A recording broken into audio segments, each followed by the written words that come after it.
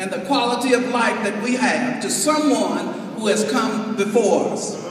And it's important that we will realize that we now are setting the pathways for those that will come behind us. So that's why I want to talk a little bit about walking with the great. Your destiny is in your relationships. Look at your neighbor and say, your destiny is in your relationships. I often use this example when I explain relationships. Let me explain it this way. We have all heard that association brings on what? Assimilation. So you hang out with the liars, pretty soon you'll be doing what? And if you hang out with the drug dealers, soon you'll be doing what? Well, if you hang out with the players, what you gonna be doing? And if you hang out with the haters, what are you gonna be doing? Yeah, so if you hang out with the people who sin all the time, what you gonna do? And if you hang out with the saved folks, what you gonna do? Sooner or later, you're gonna get saved. So you get my point. You might have to cut some people loose, young men, to reach the place that you have to get to. You see, I believe there's a place for all of us in this life. And some of us have reservations there, but we won't get there because of the people that we want to take with us. In other words, if you surround yourself with those who walk with excellence and have the ability and vitality to help you reach your dreams, you will be on the road to greatness. And your destiny will be in those relationships. Number one, relationships with great individuals or mentors are doorways to the future. As a mentor, they may desire to open a door for you, but keeping that door, keeping it open, is dependent upon the mentee's posture and productivity. I can open all the doors in the world for these young guys, but they have to walk through the door. And they have to respond not only by walking through, but once they get through the door, they have to perform when they get there. Relationship with those who can see what I cannot see. I have been a lot of places they have not been. You cannot teach and lead others if you have not embraced the wisdom of your teachers. If I did not follow the precepts of my kindergarten teacher, my middle school teacher, my high school teachers, my college professors, my graduate professors, my mother, my father, my mentors, and others, I can guarantee you that I would not be speaking to you today as the first African-American president of Halifax Community College. Contrary to popular belief, experience is not always the best teacher. A wise son or daughter will learn from his father's mistakes, but a fool will not even learn from his own. Consequences are determined by the detention you receive when you refuse to sit at the feet of an instructor or mentor. The point here is that those of us who have gone before you and poured our life's blood into giving you a head start have already built the foundation for you. All you have to do is continue building. Being in this program is part of that building. Your mentors in these different programs are wise and want to protect you from traps that have been set for you. And believe it or not, there are some traps out there that have been set for you. Destiny in your relationship also depends on your personal integrity. Can you say integrity? You're saying it low. Integrity. Integrity is who a person or organization is, and it is the foundation upon which people must build their lives. Personal integrity is not situational, and it cannot change depending upon what group you're hanging out with or where you are. Your integrity should never be bought, sold, or bartered by any individual. If we're going to walk together as an individual and organization, we must be in agreement on this fundamental principle. Our closest allies, or your dogs, or whatever you call them, must always prize integrity in relationships. Your commitment to integrity must take precedence over short-term mutual enjoyment or comfort. The other thing I want to talk about is character. Character affects everything in our lives, including our relationships and actions. For example, if you are married, character is gentleness. If you're at home, it is respect. In society, it is courtesy. In the workplace, it is excellence.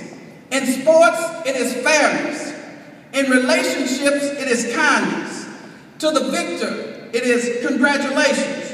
To the victim, it is protection. To the less fortunate, it's a hand up. To the strong, it is trust. To yourself, it is the absolute truth.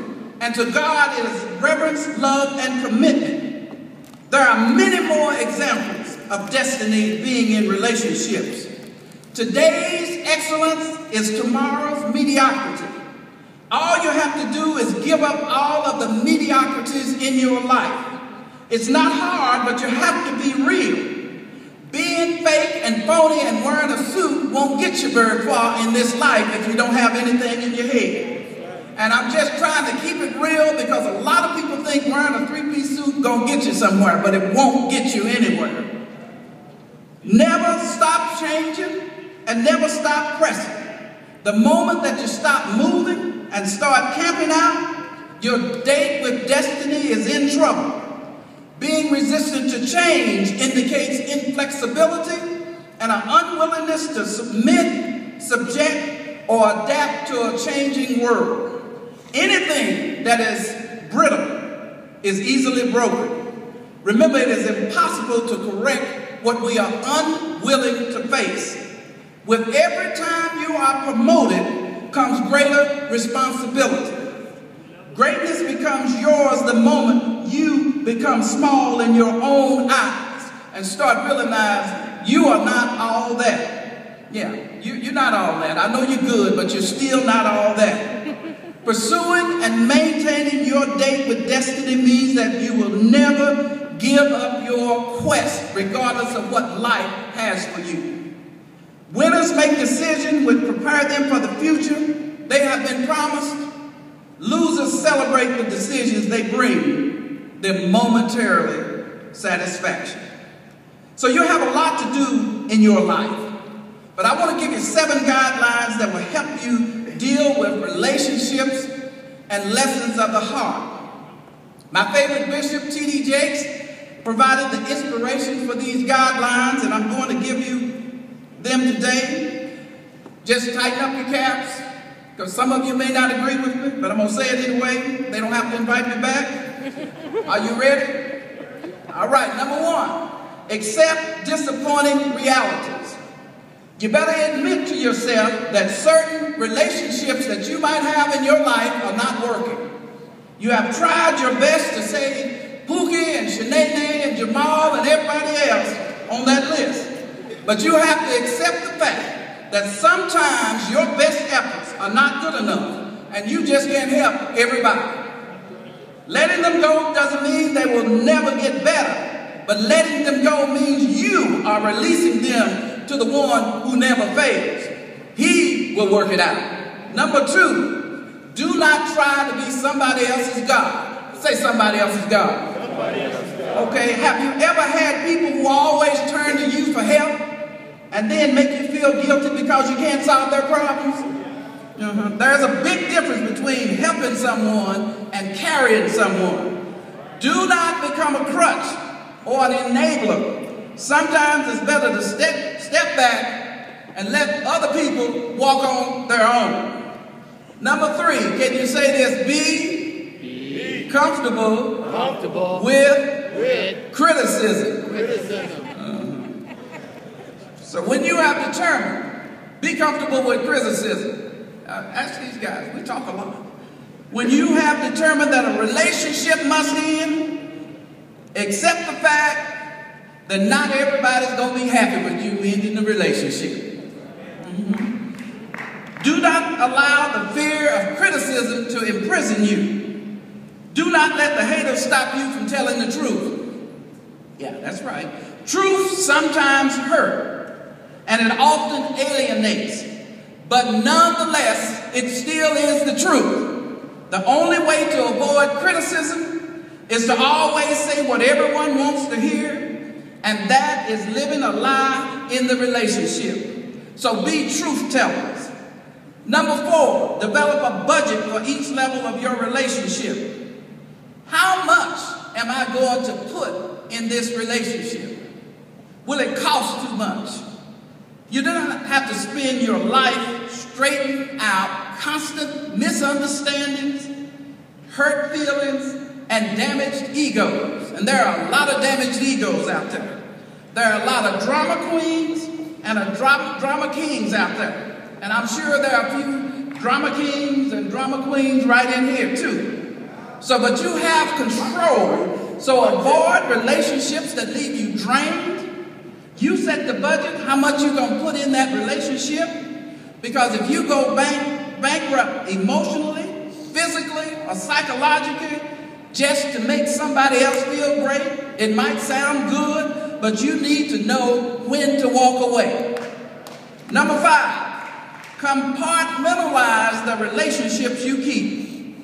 When you feel a relationship's not working, just step back for a minute.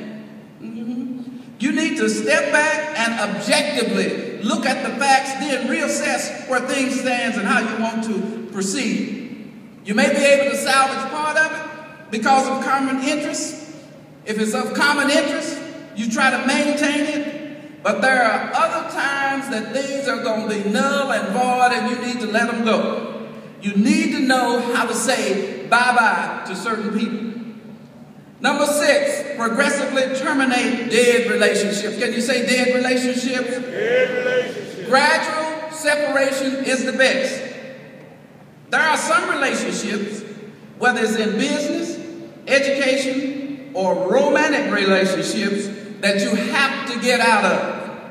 I know it's hard, but cutting the cord might be the frequency of the phone calls or the text messages that y'all do, or the Twitter, or whatever y'all be doing, or other visits, that type of thing. You can gradually decrease them when there has been a lot of direction, but no conflict. We can be friends, but you know, you never seen where you can be friends from far away. That's what you're going to have to do. And number 7, never revisit what you have thoroughly examined before. In other words, don't be a sucker for somebody's talking. Many people are so nice that they cannot end a relationship and go forward. They just go back every chance to reevaluate the decision and question themselves to death. I don't care how much people might come around to entice you by telling you how good you look, or you really look good in this and that, all that type of thing, suggesting that maybe it was the wrong time or the wrong place. I don't care how wrong they say it might be. Make it once, make it right, and make it fine. Don't keep repeating the same relationship patterns over and over. As you can see, relationships